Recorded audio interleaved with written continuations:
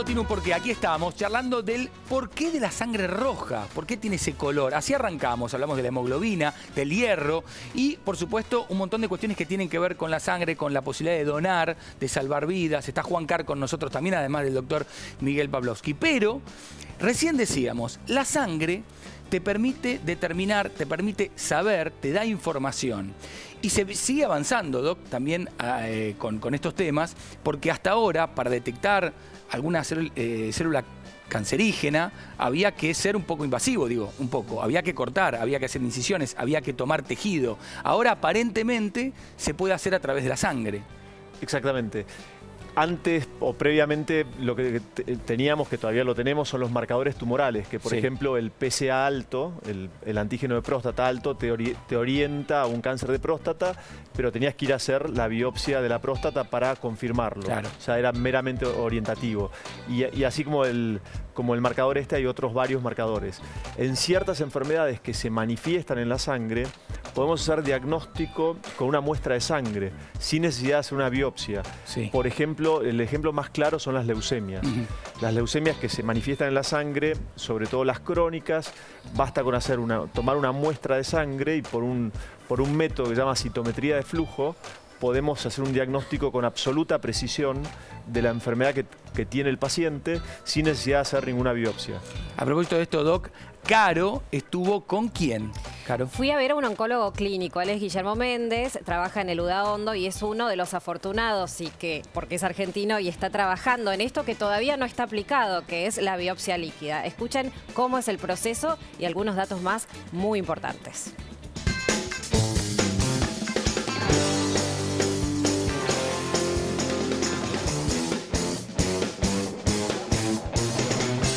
Hoy a través de la sangre podemos tener muchísima información. Por eso vinimos al Hospital Udaondo. Queremos hablar con un oncólogo clínico para que nos explique un nuevo método de biopsia. Seguime. ¿Qué es la biopsia líquida? La biopsia líquida es una extracción de sangre de vena periférica del brazo, común y corriente, en la cual se buscan o bien células tumorales circulantes o material genético de las células tumorales que está fragmentado y está circulando en la sangre del paciente. ¿Y cómo se hace una biopsia líquida? Es sencilla la extracción porque es una extracción común, se sacan 10 mililitros de sangre y eso se pone en unos tubos especiales. Esos tubos van al laboratorio, se procesan en máquinas complejas porque esa sangre se tiene que purificar y en esa sangre se tienen que encontrar fragmentos de ADN o células que es muy difícil encontrarlas. Esto requiere una tecnología muy avanzada y mediante esas máquinas después se hacen análisis sobre lo que uno busca, que son mutaciones habitualmente en los genes del tumor. Se busca en ese fragmento de ADN que se cuesta encontrar mucho, insisto, en esa muestra de sangre.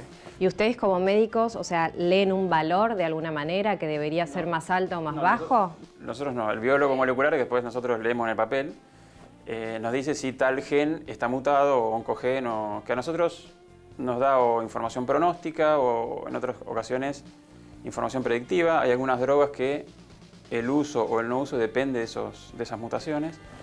Nos da información muy valiosa. ¿Cuáles son los beneficios del paciente a la hora de hacerse este tipo de biopsia? El beneficio del paciente probablemente sea, uno, la rapidez del resultado, que el paciente seguramente no va a tener que hacer biopsias que implican estudios invasivos como una endoscopía, cirugías a veces. Y otra ventaja es de la biopsia líquida para el paciente, a futuro probablemente, es que nos va a permitir monitorear el tratamiento, es ver durante esos meses, años a veces de tratamiento del paciente, ir viendo en una muestra de sangre cómo va, o si es que se va modificando el tumor a medida que nosotros vamos haciendo el tratamiento. Pues eso nos puede dar información para variar la estrategia de tratamiento a veces. Esto hay que aclararlo, por ahora es experimental, está en el contexto de investigación. Después se tiene que analizar costos, porque al principio, como toda técnica nueva, probablemente sea más cara y después vayan bajando costos. Pero yo creo que pronto va a estar disponible. Bueno, eso esperemos. Gracias, Doc. No, de nada. Con el doctor aprendimos un poco más acerca de los avances de la medicina. hablaba el doctor de que está en una etapa experimental, sobre todo para esos tipos de cáncer o tumores que no son los de la sangre, como la leucemia que vos explicabas hace un ratito, Doc, también, ¿no? Porque ahí ya sí se viene haciendo hace un tiempo. Exactamente, a través de distintas técnicas moleculares y de citometría de flujo, que son fundamentalmente las dos herramientas diagnósticas, nos basamos para hacer diagnósticos de enfermedades como, por ejemplo, a través de mutaciones. La leucemia mieloide crónica tiene una mutación de un pedacito del cromosoma 9 que se va al 22, y cuando lo detectás es confirmatorio de esta enfermedad. Y otras enfermedades también de la sangre, donde a través de un perfil genético, de un perfil de riesgo genético, tomás decisiones a nivel terapéutico. O sea, hoy estas mutaciones nos permiten hacer diagnóstico, pronóstico y elección de una terapéutica. Pero ya están entre nosotros, en la parte hematológica ya están entre nosotros, y simplemente con una pequeña muestra de sangre tomamos este tipo de decisiones. O sea, diagnosticamos, pronosticamos y tratamos. A propósito de algo que veníamos charlando antes con Juan Carr, que nos visita hoy también, mostramos la campaña de Facundo Arana, Donar Sangre Salva Vidas, y hay un montón de campañas. ¿Ustedes tienen testeado, medido el impacto que tienen esas campañas?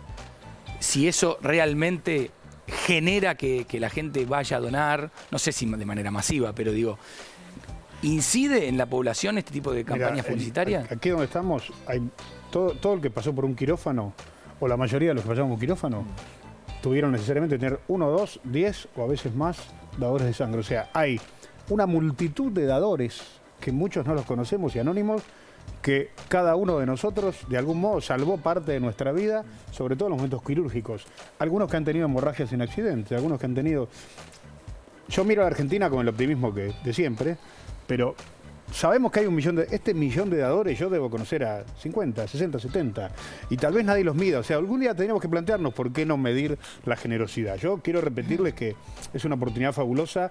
Nosotros sabemos que hay una sola persona que nos está viendo o más, que al escuchar al doctor, a escucharlos, puede sensibilizarse y decir, mañana voy a donar sangre, la semana que viene.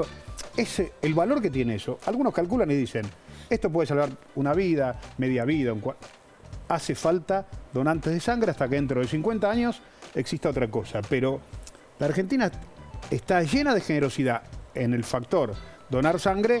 Siempre podemos dar un poquito más, que es ese que nos está viendo y que va a decir, voy a... Y además un detalle que decía recién el doctor, se lo preguntábamos, no es acumulativo, es decir, 3 meses Exacto. puede almacenarse la sangre. Si después no se usa, hay que tirarla, Exacto. digamos. Sí, sí. Por eso se requiere que la gente vaya a donar y renueve permanentemente. La sangre, insisto, no se puede crear, no se puede replicar, así que dependemos de las donaciones. Doctor, ¿puedo hacer una pregunta? Sí. Doctor, ¿hay alguna manera de tener la sangre en buen estado? Porque ustedes hablaban de que hay gente que puede donar y que no, pero imagino que el estado de la sangre que uno tiene en el organismo tiene que estar en perfectas condiciones para no enfermar por ahí en otras situaciones. ¿Qué se puede hacer? Bueno, en general son recomendaciones generales. Yo siempre hablo de hábitos generales para gozar de buena salud, que tiene que ver con el control de peso, el ejercicio, control de la presión arterial, no fumar, control de colesterol. Eso, si vos decís, ¿qué puedo hacer para tener buena sangre? Eso, control del azúcar, tener el azúcar bien, el colesterol bien, no tener grasas en la sangre, tener hábitos saludables. Mi abuela cuando se preocupaba decía, me hago mala sangre. La pobre, la abuela. Mala sangre.